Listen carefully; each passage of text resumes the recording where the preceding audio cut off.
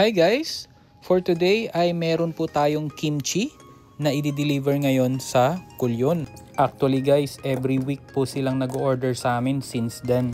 At kung gusto nyo rin po matry, matikman ang aming bestseller kimchi, punta na lamang po kayo sa aming FB page at ilalagay ko na rin po sa comment section ang link po ng aming page at pwede nyo na po kaming i-message. At ito na nga guys, agad naming pinuntahan ang tinuro na bangka ni Kuya. At ayun, tinanggap nila agad ang aking padala.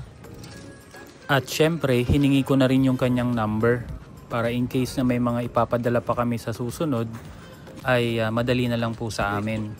Ilalagay ko na lang po ang mga detalye sa comment section tulad po ng pangalan po ng kapitan, pangalan ng bangka at contact number.